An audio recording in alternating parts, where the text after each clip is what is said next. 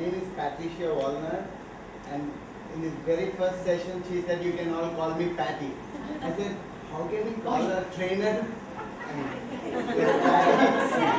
You'll not believe, during first session, first summer, I did not even address her. I just used to go near her and speak to her. Because nobody else would call her madam or ma'am, and they would call her Patty. It took me one whole year to call her Patty.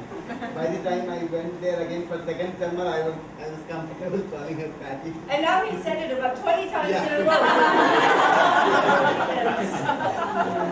We had classes and we had observation and practice session for a nido environment, that is from birth to 1 year.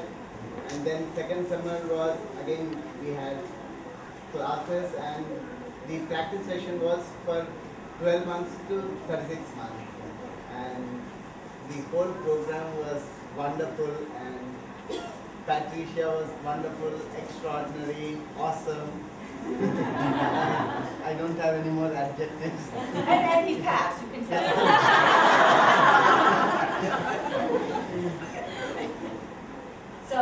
So you see, you already have, I don't know if you're the only one in India. I think there's somebody else in Chennai. I'm just finishing my first summer in Denver. Okay. Oh, excellent. How about you? Can you? In Denver. Okay. Do you want to tell something about what you've been studying? So I've just been doing my observations. During the engineering period, we're supposed to do 250 hours of observation. So I'm just about finishing that so that I can move back for my second summer in June, July 2009. The first summer was amazing, a lot of learning, and it's very different from the 2.5 to 6 years. That's what we're going to really talk about today, is the differences. Do you think of there? Okay, now we're almost done. I'm going to meditate for a moment. Shankari, tell us something about your Shankari, tell us something about the London session. I did the course with Dr. Montanaro in England, and I must say she was really an amazing teacher. She used to think in Italian, read something in Spanish, but tell us in English. I started my school in October 2006, so it's been running for 2 years now. And like she said, it's very different to the 2.5 to 6 years. So there's so many changes that we have to take, and we have to undo ourselves. But it's an amazing, just amazing experience. See, so far so good. Anybody else have a story they want to tell? No. I'm going to start. All right? 2 minutes. I'm going to start in 2 minutes. I'm very obedient. You all know, since you're Montessori, the 3 levels of obedience, right? I'm at the 3rd level. She says it, I do it. Can I share something? Yes, please. I am running my own Montessori school in a remote village in Tamil Nadu, where I have children from 1.25 years. All are going for daily wages. The mothers came. Actually, we started for 2.5 to 6. But the mothers, they said, instead of taking the children to the dangerous spots where they wake, please give us this. And though I am not trained for that particular age group, we believed in Montessori system, and we have started taking children from 1.25. And as everybody said, they are different, but the transformation is very amazing. It's true. I mean, if you give these children any chance, even if it's not Montessori, any chance at all, just take them out of the playpens, out of the high chairs. You have playpens here, don't you? Where do you leave your children when you know, cook dinner or whenever we are, the difficult clothing, the confinements, anything like that. You see a change in children that is so remarkable that you think, if I just take away barriers, I can do this. What can I do if I actually study what they need and give them what they need? So that's why India has struggled so hard to get this course, and now it's going to happen. So if you don't know that, good for you all. So what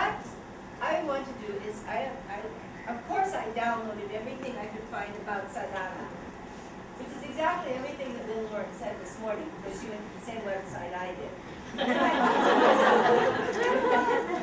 I'm not Indian. How can I tell you about something you know more about than I know? So forget it. You already know Sadhana. So I'm going to just talk about 0 to 3. That's something I know. I wrote down a few notes so I don't get too lost. They all know me now. We're all buddies. I just need to introduce Patricia Walnut. Okay. She has an AMI primary diploma and the assistant UC diploma. Can you hear me? Since 1986, she has directed a bilingual infant community in Amsterdam. Sorry? Can you hear me? No. Just a minute. Let me enter there. Okay, carry on.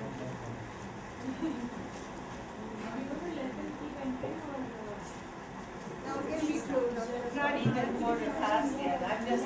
She started early.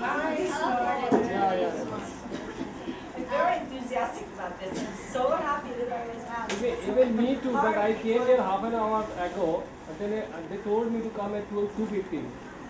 So I come 5 minutes earlier, And and we're it's already well started. underway. Yes. So Patricia has traveled widely while assisting Dr. Montanaro with the AMI A2 Assistance to Infancy courses since 1995. She has completed the AMI Training of Trainers program a few years ago, and we're very happy to welcome her here today in Chennai. Oh, thank you. Oh, wow, that's take this. And if you own a school, I'm serious, dead serious one. If you have a school, sponsor somebody. If you can't afford to sponsor somebody, get together with another school and sponsor one person that can do some kind of staff development or something. There's no excuse. The courses outside of India are ridiculously expensive for your pocketbook. You have to take advantage of this immediately because who knows when the next course is going to be. There are 5 AMI 0 to 3 trainers at this point in the world. And I'm running 3 courses. Judy's running 2 or 3 courses. Chacha's going to be running 2 courses. There are no possibilities for a few years. So really, truly, get your head around it and do it. Because this is the moment. And then some people say, yes, but you know what? It's during the school year. How can I go away during the school year? You know enough in advance that you find somebody to take your class. You work with them for a few months. Then you go away for 5 or 6 weeks. If you had an operation, you would be out for 5 or 6 weeks. Your school would survive. Your school would be fine. Now you have a chance. You have the opportunity, you have the time, train somebody. Go to the course. Then you come back. You get your class back on order, you go to the next part of the course. This lasts for the rest of your life. You only have to find a substitute teacher for a few weeks at a time, and it's for the rest of your life. So there's no excuse not to go to this course. Okay? That's the first thing.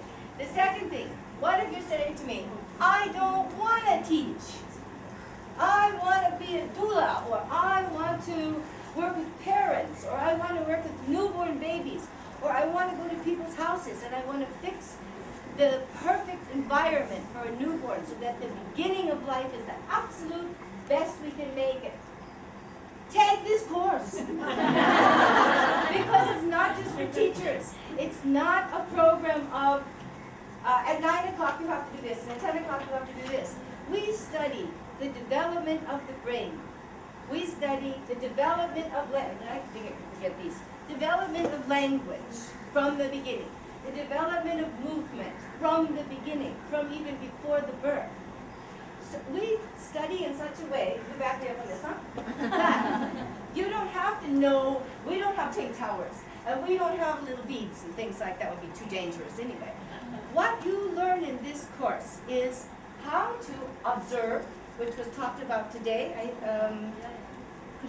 think Mr. Kumar said, how to observe, and then you will come out, if you study hard, at a level that you can walk into any toy store, or you can just walk down the street, and you can collect things that are appropriate for the age and the stage of development of the child you're thinking of. And that's where you go to in this course, because we don't have didactic material. Nienhuis, thank goodness, has been studying for 1 year with me, and they are making beautiful material, and please do go and check. The few things they brought are my personal favorites. I was very happy. And if I mention later, as we're talking, I will mention it. But they do have a few things for 0 to 3. So there are a few things you can buy, but these things can be made as well. Whereas you really, I tried to make the red rods when I was doing 3 to 6. Do you know how hard it is to make the red rods? They're all kind of curving, and they didn't fit together, and it was awful. So some things you have to buy, but many things you can make. So let's start now. How did I want to start? I wanted to start perhaps by dispelling the idea that 0 to 3 is a small 3 to 6. And if you think that, don't be embarrassed. Most of the world thinks that. Montessori did, of course, the 4 planes of development. Remember? I think most of you are still teachers. So I know all the beginnings are teachers. So she had the 0 to 6 age group, 6 to 12, 12 to 18, 18 to 24. So it would be a normal idea that if you have something for a 3 to 6-year-old and you make it a little bit smaller, it will work for a 0 to 3-year-old, right? Wrong. You would also remember the 4 planes of development. Oh, am I happy? The 4 planes of development. The first plane, she subdivided, remember? Yes. The first and the third plane. And you know, she was very smart. She saw things that they're only proving now. The first and the third plane are subdivided because the children are completely different. Now in our case, it's not just that they're really little and a bit wobbly, it's also that their brain is not functioning the way that the brain of a 3-year-old functions yet, believe it or not. I will give you an example.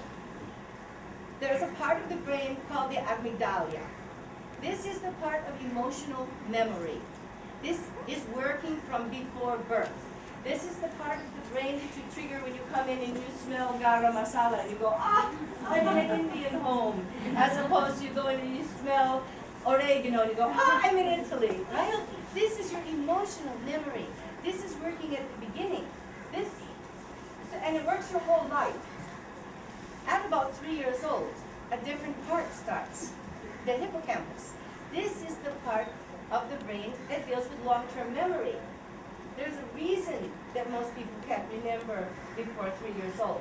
It's because their long-term memory part isn't working yet. When this kicks in, do you understand what that does for a child's way of learning? It changes it completely.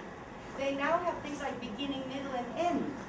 They repeat for different reasons. They repeat to perfect things. Didn't Montessori call the second one the conscious worker? They work in a conscious manner, meaning they choose work that they wouldn't even do at 0 to 3. I'll give you a story. When I studied 0 to 3, we had pouring from pitcher to pitcher. Did we have that? No, we didn't. I went into the classroom already in the 80s, little pitchers. They did everything with it except pour from pitcher to pitcher. Everything. They drank it, so I colored it. They watered plants with it. They used it for dishwashing. They cleared they did everything except pour from pitcher to pitcher. So what we did was we bought many little pitchers. And then at lunchtime, the adult did not pour the water straight into the cups, ever. We poured 1 centimeter of water into the little pitchers, and the children poured it into the cups and drank it. So they were pouring from pitcher to cup then, maybe a dozen times, at least once a day. So they were pouring far more times than they would have poured from pitcher to pitcher and perfecting it. But they would only do it because it was real. But it was Lynn that was talking about practical life. This is practical life at its most basic thing. And the babies could not figure out the joy of pouring from pitcher to pitcher. these same children go into the 3 to 6, and now, of course, they're concentrating on perfecting something. Guess what? Important picture. So, you see, the brain is not working the same way. You cannot give them the pink tower. They will play with it. They will destroy all of the good of the pink tower. It's known. Once they play with it, they will not respect it the same way. Only practical life, you can expect that they can change it, but not the didactic material. So first of all, you have to realize that it is a completely different study. And if you do it, when you do it, you will be able to approach it as a new study, not as a, oh, well, I already know this. All I have to do is just cruise right through this course and type up a few extra things. You have to come with this open mind. You're going to really get it from the beginning. Lots of study of the brain. This I will use. Dr. Montanaro, last night, she was talking a little bit about the 3 brains. Remember, and she didn't want to take a lot of time. 4 brains, actually. I'm going to take just a minute and tell what she didn't tell, because I think that it pertains very much to this study. So, at the beginning, you know that it's, if you read any scientific things, scientists are talking about this basic brain, the R system, the reptilian brain. You know what I'm talking about? If you put your hand on a hot stove and it does this, it's that brain that is protecting you. And this brain has certain characteristics. It's the loner brain, it's the brain of territorialism, it's self-defense, all of these kind of things. Now nature in her wisdom didn't throw away this brain when she made the next level of evolution. She kept it, and she just added the next part. And the next part is the mammal brain. This was the brain of internal pregnancy, of mother-child bonding, of herding, of taking care. You know, the reptiles lay eggs, they go away. Ciao. The mammals, they keep their babies with them for a certain amount of time. So this is a brain that brought in this certain amount of love. And then after many, many years, centuries, eons, came our human brain, the cortex, where we have things like spoken language, written language. And then the 4th brain that she was talking about is the prefrontals. And the prefrontals, in fact, Mr. Kumar also, he mentioned certain things. He said compassion, empathy, sympathy, concentration, what we call the higher human characteristics. This is the prefrontals. Now, why am I telling you this? Not just to augment Dr. Montanaro's speech, but because the prefrontals only work to full capacity if they are stimulated and allowed to develop in the first year of life, no later. Yes, we go on with it. It doesn't mean first birthday, forget the prefrontals, you've had your chance. No, that's not true. And if they're not stimulated, does not mean a bad person is coming out of it at all. But if we know these things and we do take care, it does mean we have a better chance at having people of peace than if we don't take care. That is that everything the children in the first year should experience should give them security, happiness, the knowledge they are wanted, the knowledge they are part of the human family, the knowledge they've come to a good place because the womb was safe. But the womb was too confining. They had to come now. So they can come to a bad place or they can come to a good place. And it's up to us to study what will make them feel they're come to a good place. So this is part of the study. If you don't want to teach, if you're going to have a child, a grandchild, or like I say, just work with normal people in your town, in your village, whatever, and you know these things and you can tell them this, you understand how many children's lives you can change just by making people realize the first year of life can completely change the personality of the child. Not everything. I mean, we're born with certain characteristics, like loud voices, for instance. But you can change enough so that that child can do what everybody's been talking about this morning, develop to the greatest capacity. This is really funny. I feel like, can we not Yeah, I let more think, people in? But if we want to come in, please, tiny bit more about the brain. I want to tickle everybody's fancy to the height you cannot resist anymore. So, Dr. Montanaro said, each child at birth, 2 months before birth, did anybody pay attention? Do you know how many brain cells? 3! Brain cells. 100 billion. Oh, I said 3. Now I've got 3 left. Children have so many. Now listen to this. You're not allowed to do that, I'm sorry. No. Not even you. I know her for many years, but no. Because it's a different editing. No, they told us not to take the photographs in the main auditorium. And it's you have to. But they're in the main auditorium. Yes, okay. They're doing the film there. Yeah, okay. They think 0 to 3. What do they know? I don't get it. We are not respected properly. I'm not kidding. I'm changing this. We should be respected the most of anybody because anybody, wait till you take the course. I don't care if you're devoted 3 to 6. When you take the course, you stay devoted to 3 to 6. I'm 3 to 6 too. I respect you enormously. But you will come and you'll say, now, you know what? For the first time, I understand a little bit the puppets my children have when they enter my house. For the first time, I know what to tell parents because I understand what happened before. You want to go to work, right? But there's always that one kid in the class. Only Rashi doesn't come today. I will have the perfect day. And I know this. Once you understand, and maybe you can find out why Rashid is such an irritating little guy, you can fix it. And now you're just irritated.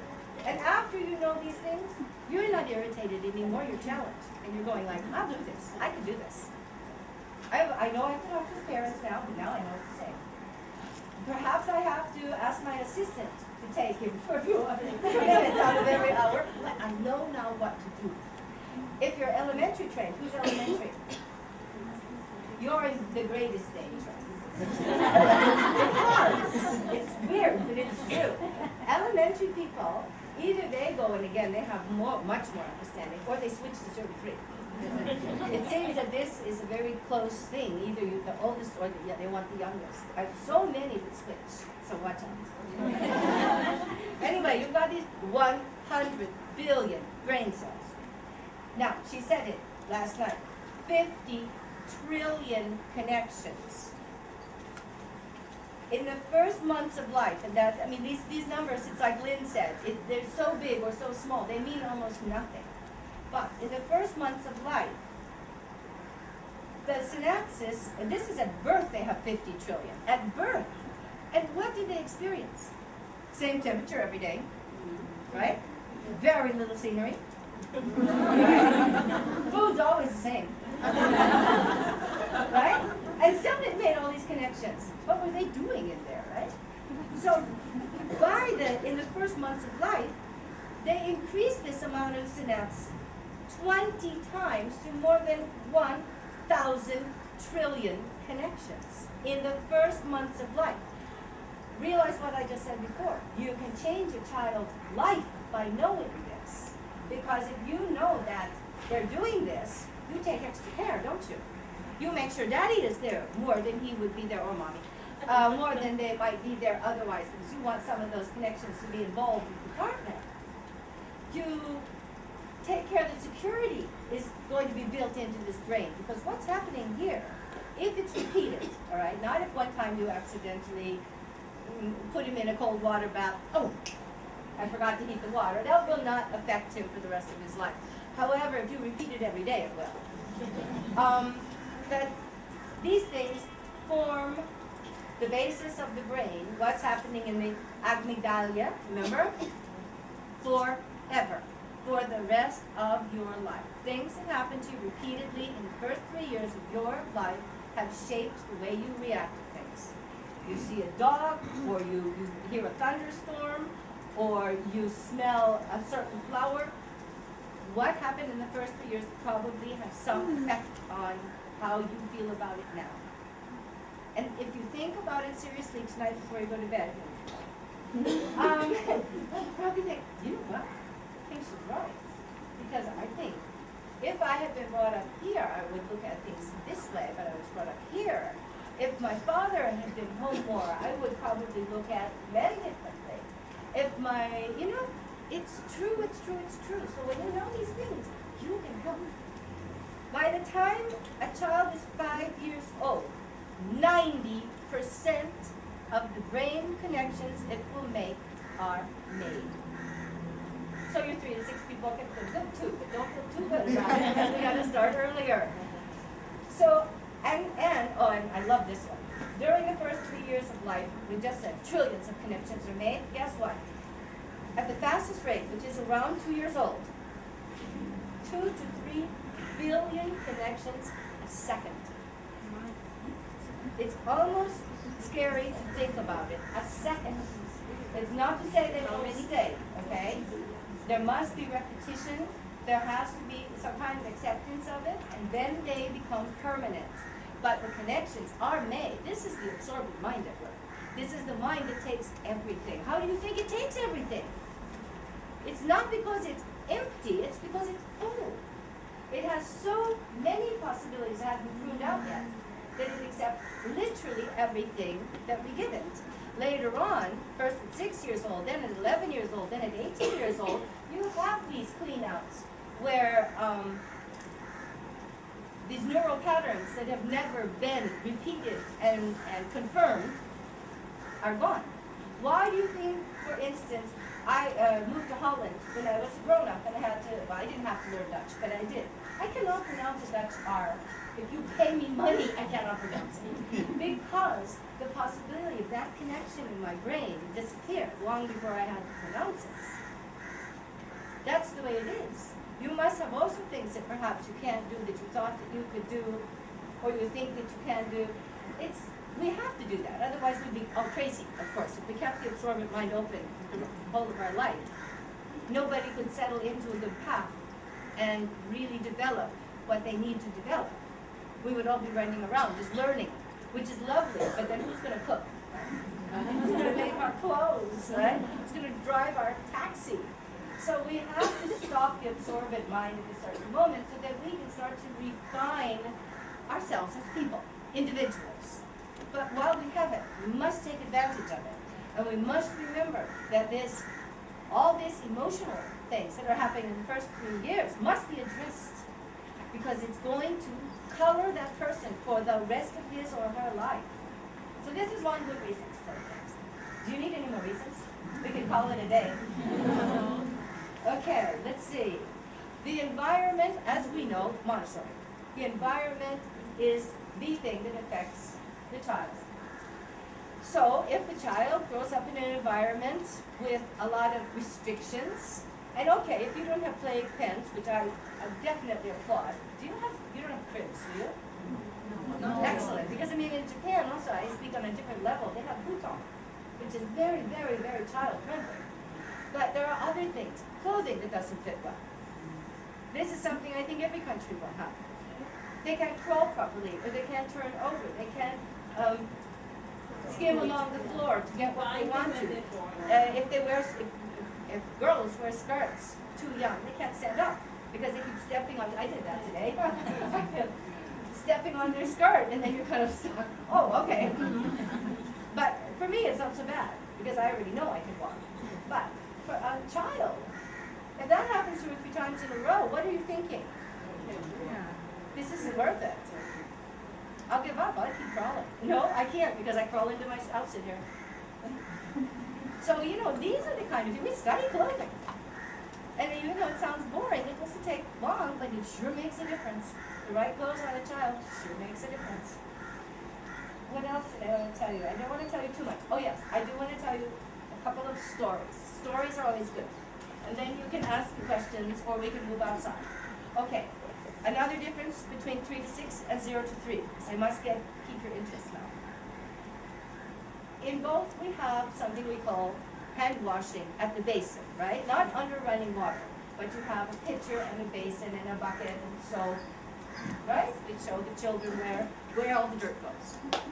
All right, in 3 to 6, the child takes the pitcher, gets the water, puts it in the basin, yes?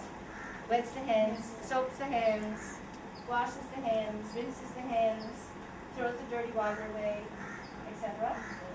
Well, we have the same thing in 0 to 3, but this is how one child did it in my room, and it's not unusual. That's why I use it as an example.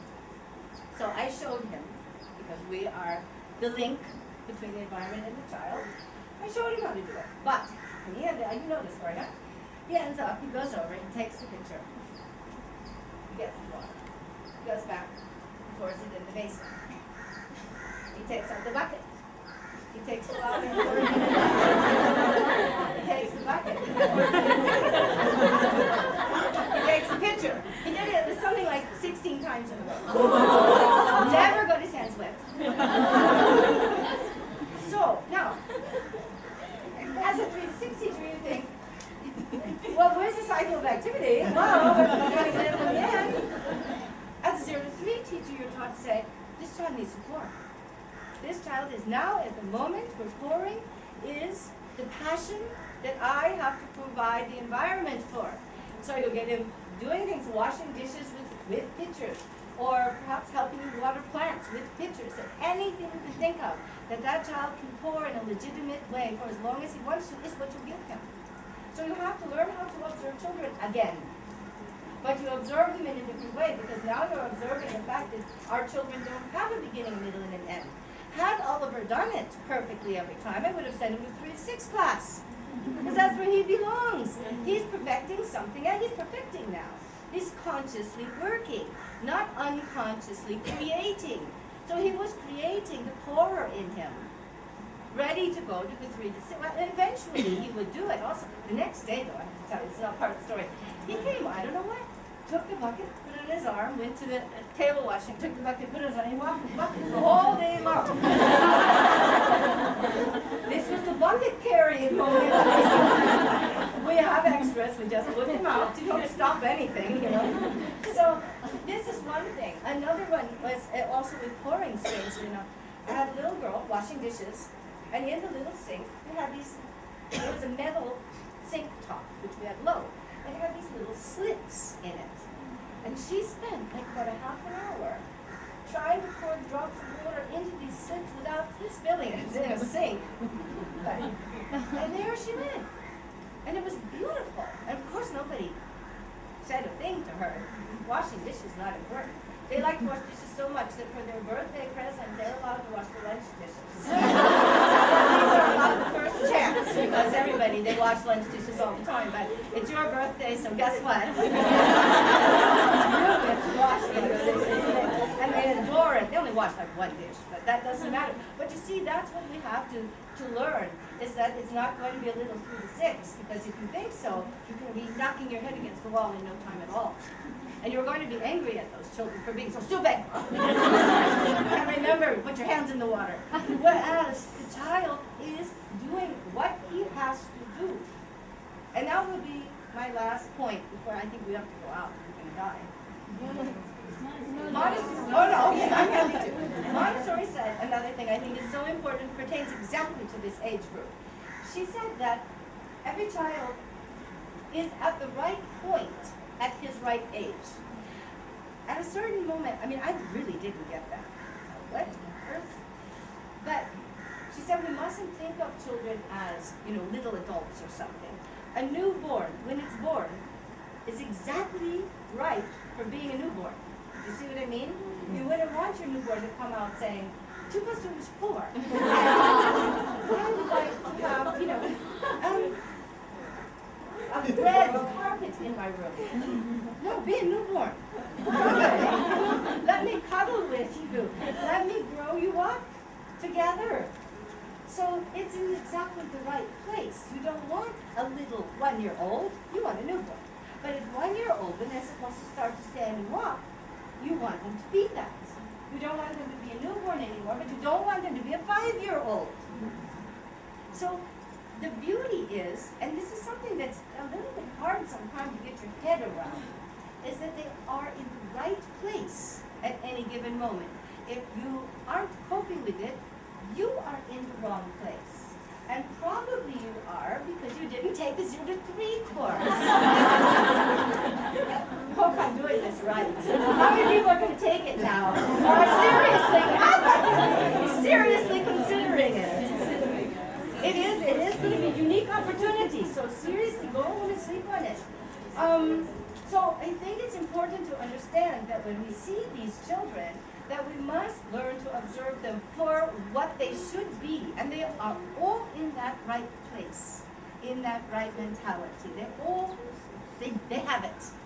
It's us that has to humble ourselves down and accept the fact that they're not ready to do things in the beginning, middle, and an end. As long as the child concentrates, what do you do? Nothing. As long as there's, Montessori said it many times, if there's no danger, if it's socially acceptable, and the child's concentrating, you do nothing. You let them play out whatever they're doing because you don't know what's happening inside. Who would have known Oliver wasn't going to get it? I thought he wanted to wash hands. He wanted to pour. He couldn't tell me that. So, you just have to wait and watch and relax. Follow the child. Are there any questions? Helen? Or doesn't matter? Excuse my bad English and Italian. It's okay. Boy. You know when Madame Blavatsky, Madame Montessori started studying? Well, I think first of all, she was interested for a longer time. And this is a story I actually have incorporated into my course. Because I don't want to be a 0 to 3 person that thinks that they're better than 3 to 6ers. If Montessori had not done 3 to 6 first, we would not have Montessori. This is the truth. She needed the feedback because these are the children that showed her that childhood was misunderstood. But they had to be able to walk and to speak and to work and to concentrate. She could not have started younger. She could not have started older. She needed the absorbent mind as well. The sensitive periods had to be working. 3 to 6 is the perfect moment for her. And it's the most beautiful Montessori ever. I'm never against it. And I would never tell a person that they shouldn't do it because we're better or that first 3 years of life are more important. There is no part that's more important. You are just as important. Because something can happen to you tomorrow that can make you very, very happy or very unhappy, and you have to live with it forever. I'm just saying the first 3 years of life can change the rest. Now we think, maybe, that the interest came to a very large peak here in India. Because I think, listen, here, I can see how she could easily give lectures underneath the trees. Indian courses are notoriously large. And it was always acceptable for a woman to take a course here, even if they didn't want to teach, because it was an acceptable thing to do. And there are many intellectual women who had little babies who didn't know what else to do. So I can imagine them taking their babies, and the babies crawling around, and Montessori up there waiting for translation, thinking, because it was right after that, she went to Adela Costagnotti and said, you started too late. And all of her writing after she came back from India, if you read The Absorbent Mind, read it again, and read it with different eyes. The first, 5 chapters, 6 chapters, 7 chapters, 8 chapters, all 0 to 3. All of it. The London 1946 course, which is the first course she did after the war there, I've read it. The whole half of the course, the first half, all 0 to 3. So she was absolutely on fire with 0 to 3 in the late 40s. And I really think that being here in India is one of the reasons, because she had a chance to study with children. Because she didn't speak, not even English. I think her son was translating from the Italian to the English. So, and I know from working in Japan that while you're having translation, you've got a lot of time to figure things out in life. So I think that she probably thought, look at those little babies who started with something. So I think that you can take credit. Now who's going to take the course? More? Any other questions? That was a good question. But I think that's She started with 3, 6, 2, because it was in occasion. She wanted to start Yes, with of course. six more children. But then Yes. she was offered the class of smaller children, so she started with these. It was a good idea. It was a good idea. That was the perfect thing. And I insist that any other age group would not have happened. Yes, this would not have happened. Another graduate up there. Hi, Salma. No, it had to be 3 to 6. So she was very, very lucky. I'm trying. I'm trying. You talked about million and billion connections right after birth and couple of months after birth. What does each connection translate into? The ability to learn, or when you say Well, okay, if you know everything that you think, see, the brain is so fascinating. I think that the study of the brain is probably the reason a lot of people don't come to the course, but they get very hooked into it. That's fascinating. When you have a memory, it's not like a solid little block that stays someplace in your brain, but it's made up of different experiences coming together. This is a very interesting question. So you've got possibilities, which are the brain cells, the neurons. They have a possibility to get electrical impulses, and if it happens often enough, they can keep them. And so that you can keep a memory. But in order to work any more than, say, you need more brain cells working together to do complicated anything. So they start to combine. And these combinations are connections. So you don't have just 2, but you might have 1,000 connecting up for you to wink your eye. All right? So, but then the funny thing is, with neural connections for movement, it's simpler. But let's say we all go to the same party tonight. And then tomorrow we come here again, and you tell me your story about the party, and you tell me your story about the party, and you tell me your story. They're not going to be the same story at all. Because all of the things in your brain, your old experiences, your amygdala, the way that your brain is reconnecting up who you saw with whom,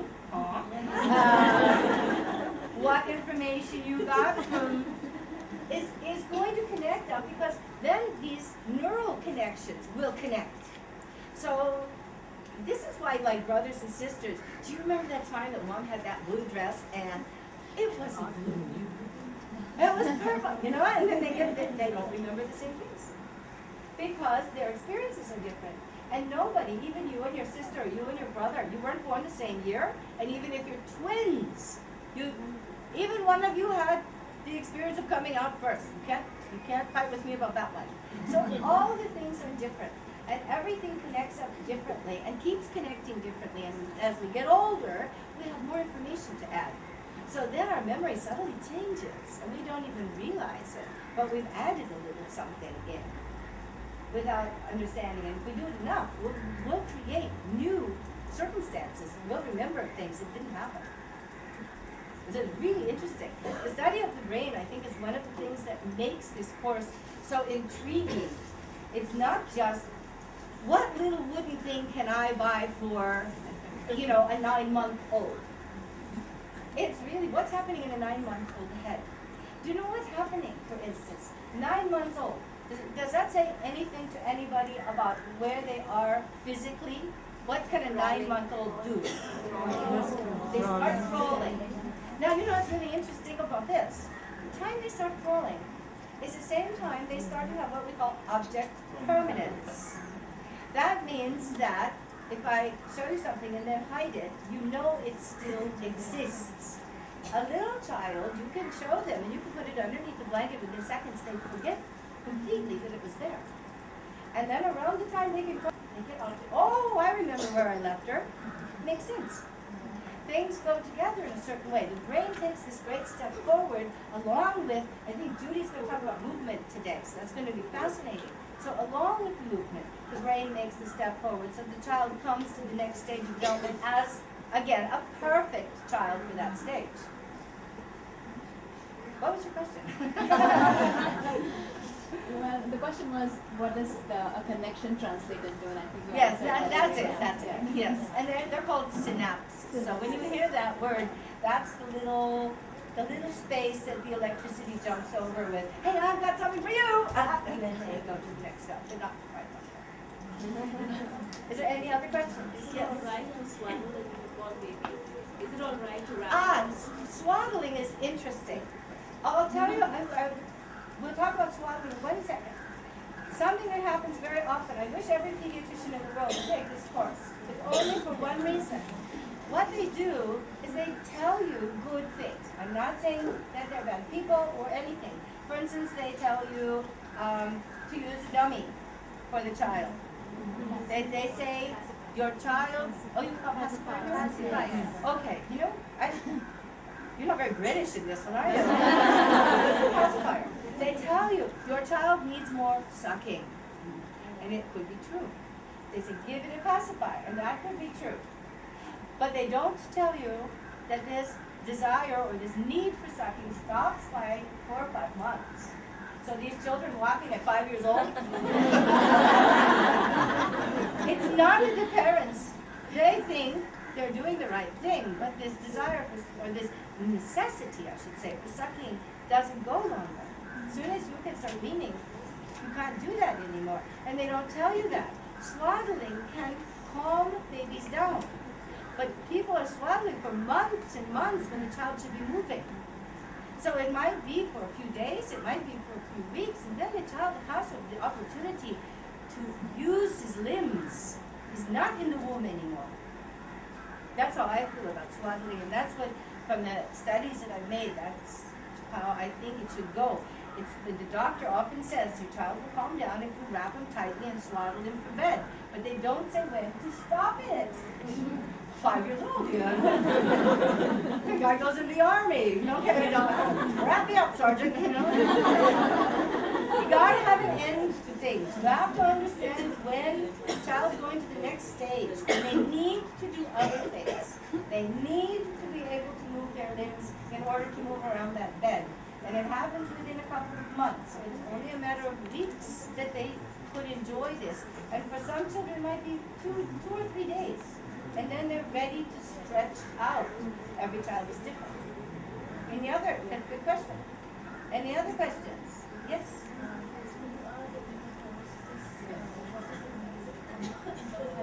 No, there was this paper, which was, yes, okay, so in here, in fact, Yeah, you repeat the I'm question. going to, oh yeah, she's asking if the course is coming here. And I did talk about it, the people against the wall, you can go sleep now.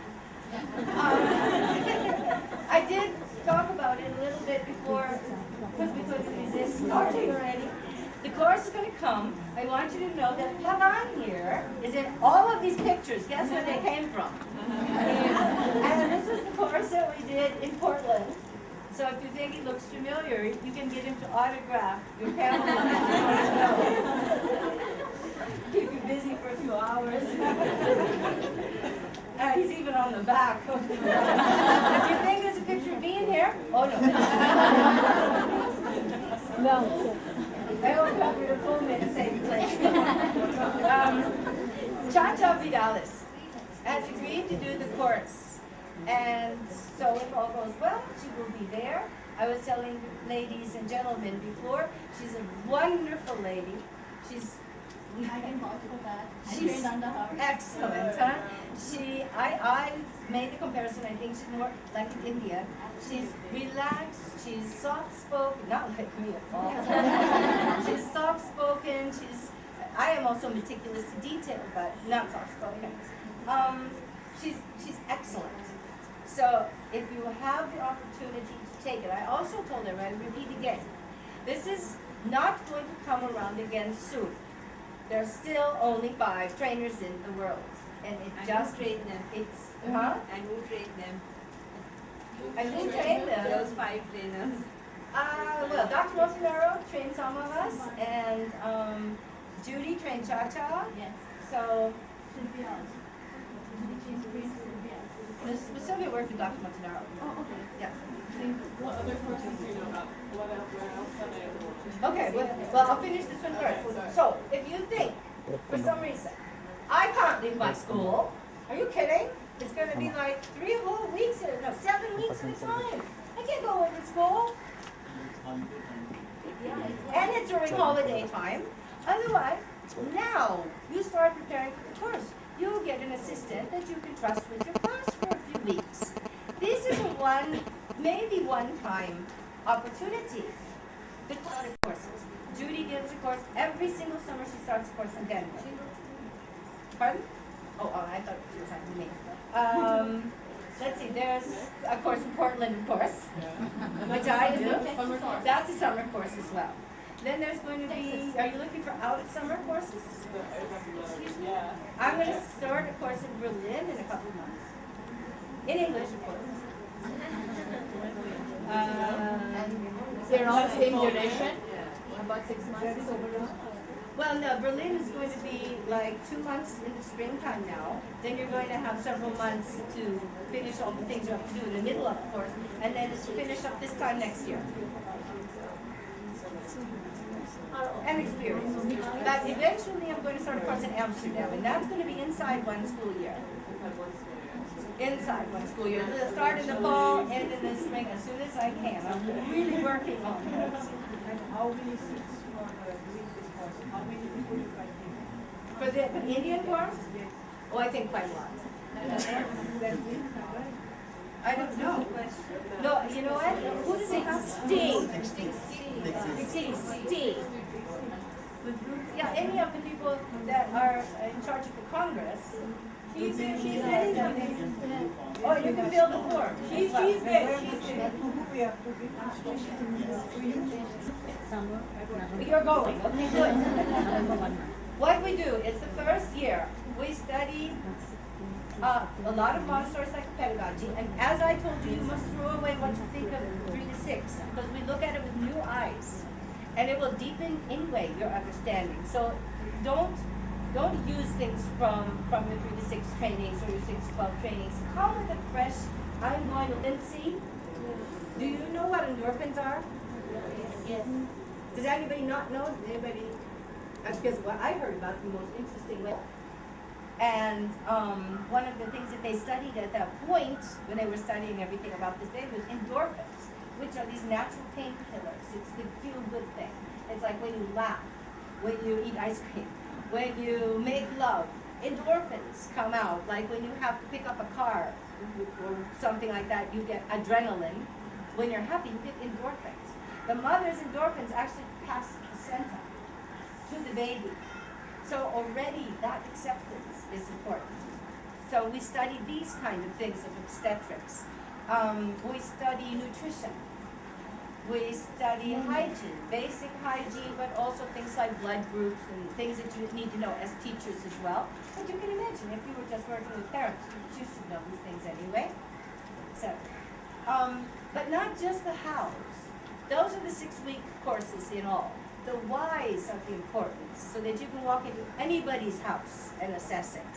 It doesn't have to be something that you were told because you understand it. We study the development of movement from birth, the development of language from birth.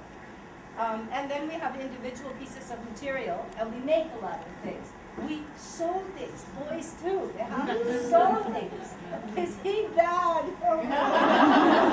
He's a very nice man, but he can't sew. Where's the darn?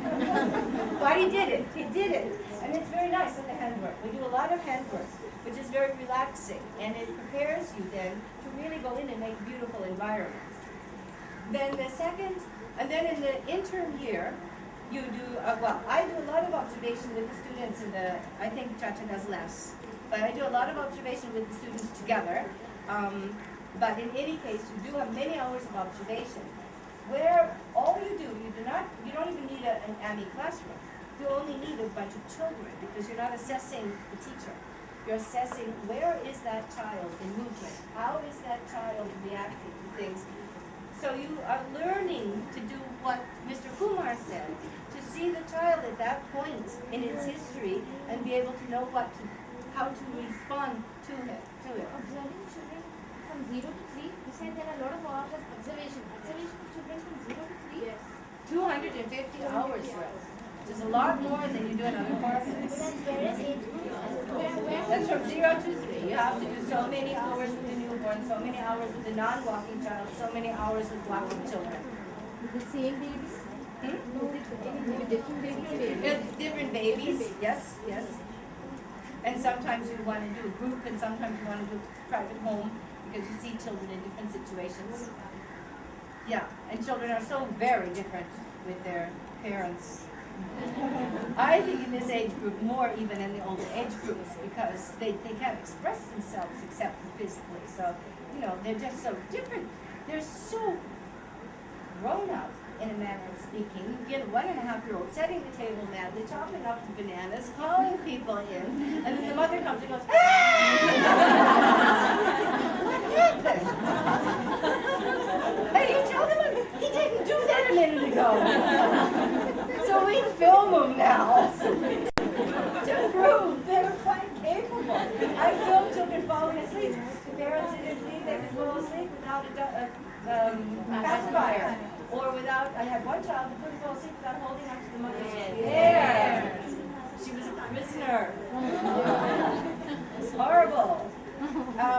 So, you know, you observe all of these things and you see how that goes. And then the second year, we concentrate more on the walking child, including a school situation. So if you're doing it for teaching, then you get a lot of information there.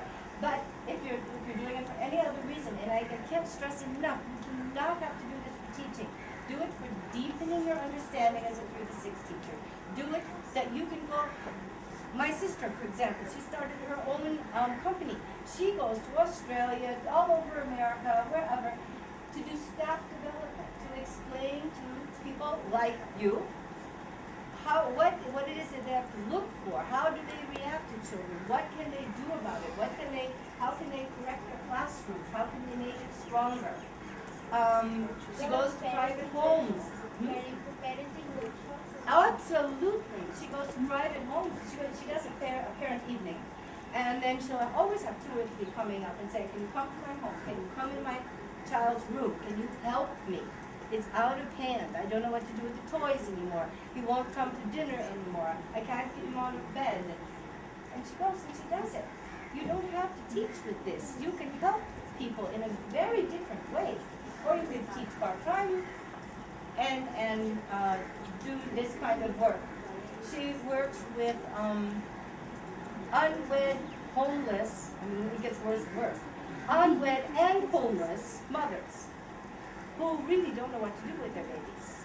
And I went with her once and we did mobile making with them and showed them all kinds of things and just chatting while we're doing this. It's a wonderful opportunity to help people when they need the help. Before the children get out of hand, before you have to call Nanny 911. I don't know if you have a TV program here, but it's an amazing program.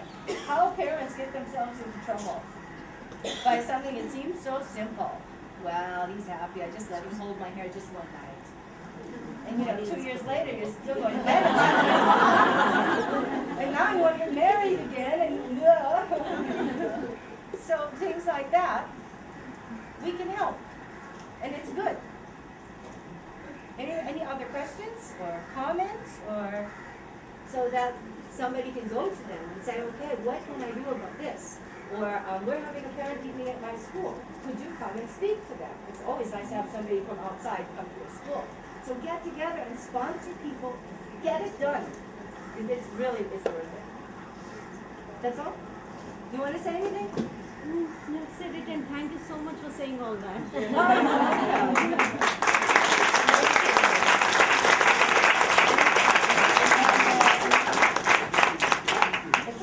Unless you have other questions. And I think as Pat had said it so clearly, this co-trainers, all so please avail of it. Awesome. So you think of taking it somewhere else?